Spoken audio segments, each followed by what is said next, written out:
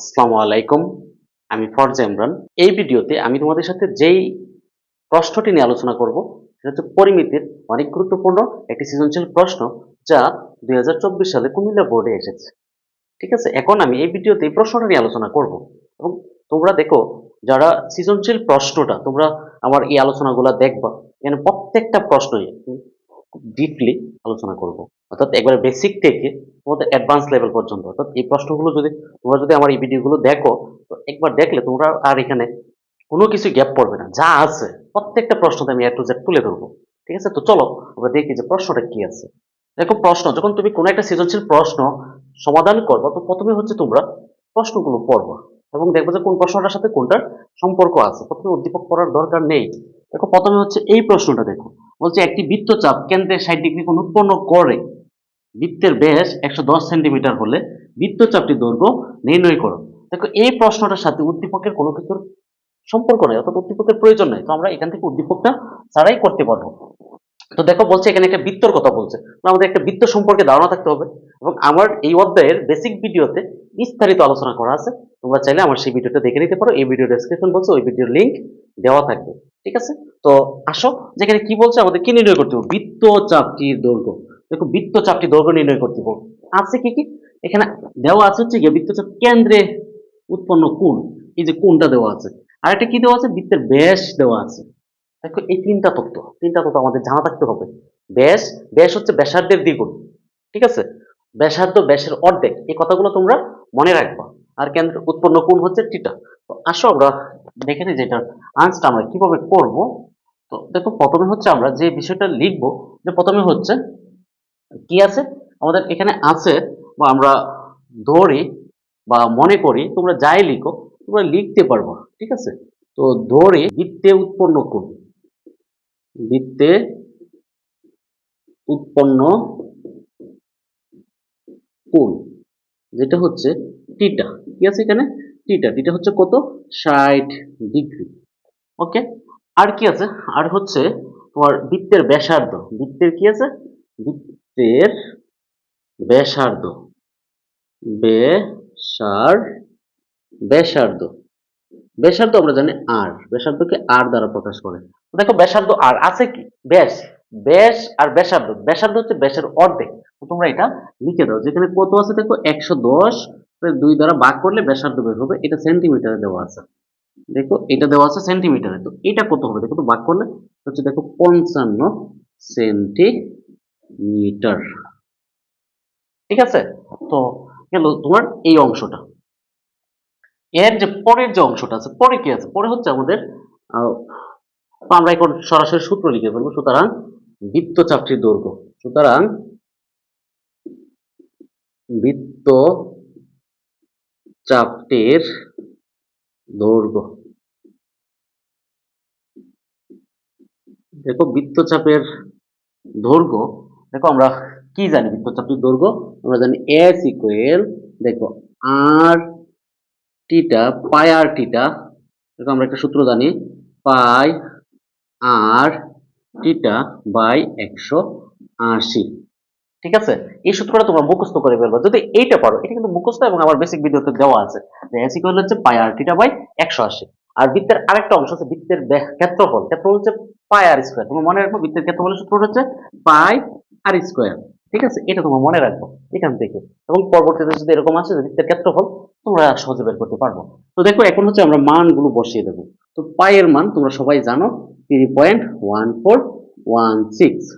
আর এর মান একটু আগে জানছো, কত জানছো? ৫৫। তারপরে হচ্ছে থিটা কত আছে? ৬০। নিচে হচ্ছে কত? ১৮০। ঠিক আছে? এখন তোমরা দেখো তো, এইটাকে যদি ক্যালকুলেশন করা হয়, তোমরা একসাথে ক্যালকুলেটরের সাহায্যে এই যে অংশটা তোমরা কি করো? একসাথে ক্যালকুলেটরের সাহায্যে ক্যালকুলেশনটা করে ফেলো। হ্যাঁ? তো তোমরা এটার সাথে গুণ করো এটা, তারপর এটা গুণ করো, তারপর ভাগ দাও কত? ১৮০। তো দেখো তো এটা কত হয়? দেখো, এটা হয় 57.6 সেন্টিমিটার। ঠিক আছে? যেহেতু এটা সেন্টিমিটার, তো এটা হইব কত? সেন্টিমিটার। তো আমরা বলতে পারি যে সুতরাং বৃত্তচাপটির দৈর্ঘ্য 57.6 সেন্টিমিটার। ঠিক আছে? এই ছিল প্রথম প্রশ্নটা। হ্যাঁ? আমরা প্রথম প্রশ্নটা আশা করি তোমরা সবাই বুঝতে পারছো। ঠিক আছে? তো আমরা এরপরের যে প্রশ্নটা আছে সেটা নিয়ে আলোচনা করব। পরের প্রশ্নটা কি আছে দেখো, পরের প্রশ্নটা বলছে সমবাহু ত্রিভুজটির প্রত্যেক বাহুর দৈর্ঘ্য নির্ণয় করো। এখন আমাকে দেখতে হবে উদ্দীপকে সমবাহু ত্রিভুজ কোনটা। দেখো এখানে দুইটা সমীকরণ আছে। দেখো প্রথম সমীকরণ বলছে একটি সমবাহু ত্রিভুজের প্রত্যেক বাহুর দৈর্ঘ্য 1 মিটার হ্রাস পেলে ক্ষেত্রফল √3 বর্গমিটার হ্রাস পায়। ঠিক আছে, এটা হচ্ছে হ্রাস পেলে। তো তোমাকে প্রশ্নটা এরকম থাকতে পারে যে কি প্রত্যেক বাহুর দৈর্ঘ্য এত 1 মিটার বৃদ্ধি পেলে ক্ষেত্রফল এত বর্গমিটার বৃদ্ধি পায়, এরকম বলতে পারে, বা 1 মিটার বাড়ালে কমালে এই টাইপের প্রশ্নগুলো হয়। এবং ঠিক এইটার অনুরূপ একটা প্রশ্ন অলরেডি আমি আমার চ্যানেলে আপলোড করে রাখছি। এই ভিডিওর ডেসক্রিপশন বক্সে আমি সেই ভিডিওটা দিয়ে রাখবো, তোমরা ভিডিওটা দেখে নিও। ওই ভিডিওটা দেখলেই তোমরা এটা পারবা। ঠিক আছে, ওইখানে ছিল প্লাস আর এখানে হবে কি মাইনাস, হ্রাস পাইলে মাইনাস হবে আর বাড়লে প্লাস হবে। ওকে, তো আমি এটা করতেছি না, তোমরা এটা আমার ভিডিও ডেসক্রিপশন বক্সের ভিডিও লিংক থেকে তোমরা দেখে নিবা। ওকে, আমরা আসি পরের যে প্রশ্নটা। পরের প্রশ্নটা কি আছে, রম্বসটির পরিসীমা নির্ণয় করো। তো পরিসীমা রম্বস, তো রম্বস কোথায় আছে আমরা দেখি যে বলছে একটি রম্বসের ক্ষেত্রফল 1944 বর্গ সেন্টিমিটার এবং বৃহত্তম কর্ণ 72 সেন্টিমিটার। এই তথ্যটা দেওয়া আছে, আমাদের কি করতে হবে, রম্বসের পরিসীমা বের করতে হবে। রম্বসের পরিসীমার সূত্রটা হচ্ছে 4 ইন্টু বাহুর দৈর্ঘ্য। 4 ইন্টু বাহুর দৈর্ঘ্য মানে তার একটা বাহুকে আমার খুঁজে বের করতে হবে। ঠিক আছে, তো আমরা আসছি এখান থেকে ক্যালকুলেশনটা করে। তো দেখো প্রথমে যে কাজটা তোমরা করবা, এখানে আমরা লিখতে পারি, একটা চিত্র নিতে পারি আমরা রম্বসের। দেখো আমরা যদি একটা রম্বস নেই, লক্ষ্য করো এখানে আমি একটা রম্বসের চিত্র আঁকার চেষ্টা করতেছি। হ্যাঁ, তোমরা দেখো এটার আমি নাম দিয়ে দিতেছি এ বি সি ডি। এই হচ্ছে একটা রম্বস এবং এখানে কি বলছে বৃহত্তম কর্ণের দৈর্ঘ্য হচ্ছে কত, বৃহত্তম কর্ণের দৈর্ঘ্য হচ্ছে 72। তো আমি এটাকে বৃহত্তম কর্ণ চিন্তা করলাম, এটা হচ্ছে 72 সেন্টিমিটার। তো এটা আমি লিখতেছি না, এখানে লিখার প্রয়োজন মনে করতেছি না। ওকে, তো দেখো আমরা এখানে যদি ধরি রম্বসটির বৃহত্তম কর্ণ D1, আমি ধরলাম রম্বসটির রম্বসটির বৃহত্তম কর্ণ, কি কর্ণ, বৃহত্তম কর্ণ, বৃহত্তম কর্ণ কত, কর্ণ হচ্ছে D1, D1 সমান কত 72 সেন্টিমিটার। ওকে, আমরা এই তথ্যটা পেলাম। এখানে আরেকটা কি আছে, ক্ষুদ্রতম কর্ণ, ক্ষুদ্রতম কর্ণ কর্ণ হচ্ছে, যেহেতু ক্ষুদ্রতম কর্ণ এখানে নেই, তো আমরা এটাকে ধরবো কর্ণ সমান হচ্ছে D2 সেন্টিমিটার। ঠিক আছে, এখন তোমরা, আমরা কি জানি দেখো তো, আমরা জানি না, আমরা কি জানি, রম্বসটির ক্ষেত্রফল জানি না। আমরা রম্বসের ক্ষেত্রফল কি জানি বলতো, আমরা তো রম্বসের ক্ষেত্রফল জানি হাফ ইন্টু কর্ণদ্বয়ের গুণফল। রম্বসটির ক্ষেত্রফল, তো ক্ষেত্রফল কি জানো তোমরা, হাফ ইন্টু কর্ণদ্বয়ের গুণফল, তাহলে D1 আর হচ্ছে D2, এটা হচ্ছে বর্গ সেন্টিমিটার। ওকে, ওকে, এটা হচ্ছে রম্বসের ক্ষেত্রফল। তো আমরা এখানে লিখতে পারি একটা কথা, কি লিখতে পারি বলতো, প্রশ্ন মতে, কি মতে আমরা লিখতে পারি, প্রশ্ন মতে। প্রশ্ন মতে আমরা লিখলাম। আমরা এখানে আরেকটা কর্ণ আমার আছে এসি, এসিটা হচ্ছে দেখো এই পর্যন্ত, এইটা হচ্ছে D1 আর এইটা হচ্ছে আমরা এটা লিখলাম D2।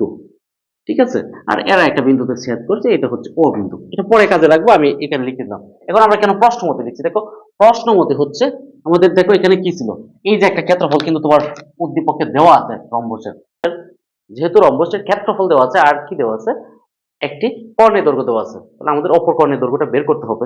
তো আমরা এই জন্য প্রশ্ন মতে কি লিখতে পারি, ক্ষেত্রফল সমান ক্ষেত্রফল। ঠিক আছে, তো D1 আর হচ্ছে D2 সমান সমান আমরা লিখতে পারি 1944। ঠিক আছে, এখন আমরা যে কাজটা করতে পারি দেখো, হাফ ইন্টু D1 কত, একটু আগে আমরা লিখছি যে 72, আমরা লিখলাম 72 ইন্টু আছে কি, ইন্টু হচ্ছে D2 আর এই পাশে হচ্ছে কত 1944। এখন দেখো তো, আমরা দেখো এইটা এটা যদি ভাগ করি, কাটাকাটি করি, তো এখানে কত থাকতেছে 36 ইন্টু হচ্ছে D2 ইকুয়াল হচ্ছে কত 1944।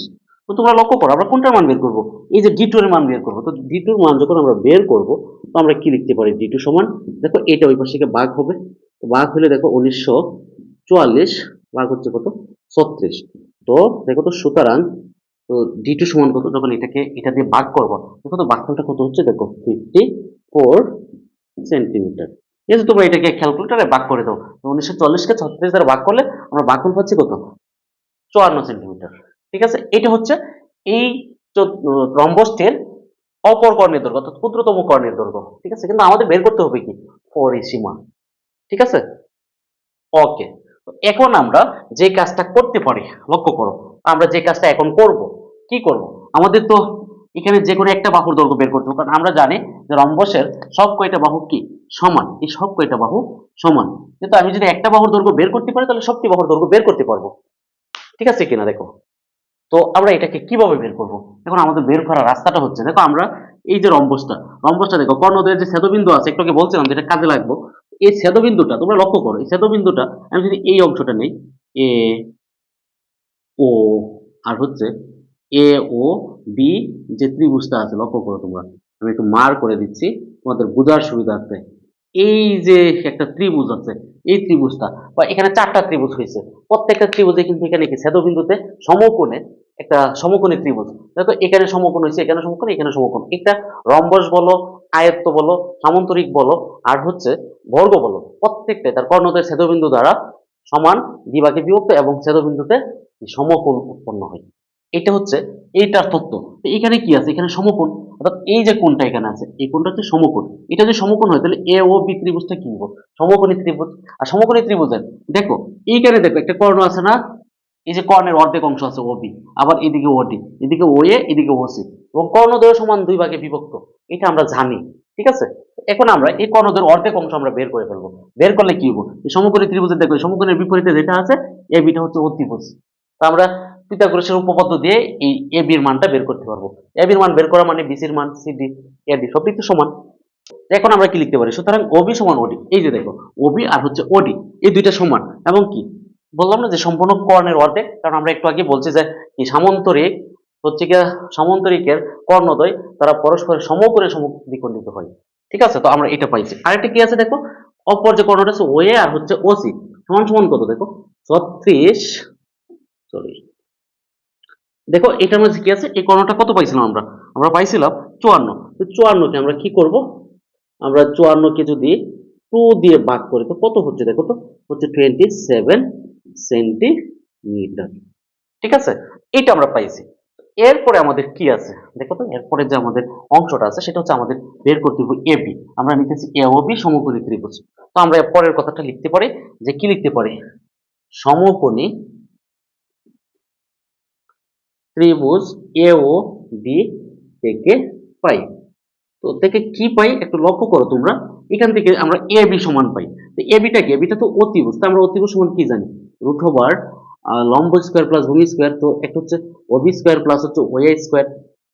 এখন আমরা এটা কি পাইছি তোমরা একটু লক্ষ্য করো তো, ওবি, ওবি হচ্ছে কত, একটু আগে আমরা আনছি ওবি, ওবি হচ্ছে 36, 36, আরেকটা হচ্ছে কত দেখো তো, আরেকটা হচ্ছে 27, তো কত হয়, তোমরা এটাকে একটু ক্যালকুলেটরের সাহায্যে ক্যালকুলেশন করো। তো এটাকে যদি তোমরা বর্গমূল করো তাহলে কত হচ্ছে, তো লক্ষ্য করো তো, তো হচ্ছে এটাকে ক্যালকুলেশন করলে হচ্ছে রুট ওভার, এটা হচ্ছে কত 36 স্কয়ার করলে হচ্ছে 1296, কত হচ্ছে এটা 1296, তোমরা এটা ক্যালকুলেশন করো। আর এটাকে যদি করো তো কত হতো, তো কত হচ্ছে 27 কে বর্গমূল করলে হচ্ছে 729। ঠিক আছে, এখন দেখো তোমরা, এখন হচ্ছে যদি তোমরা এইটাকে যদি আহ, কি করো যোগ করো এই দুইটাকে তাহলে কত হচ্ছে দেখো, 2000 কত হচ্ছে 25 হচ্ছে। এখন দেখো এটাকে যদি বর্গমূল করো কত হয় দেখো, এটা হচ্ছে 45, তোমরা এটা ক্যালকুলেটরের সাহায্যে তোমরা দিয়ে নেবে, এটা হচ্ছে 45। তো আমরা কত পাইছি, এবি সমান 45 সেন্টিমিটার।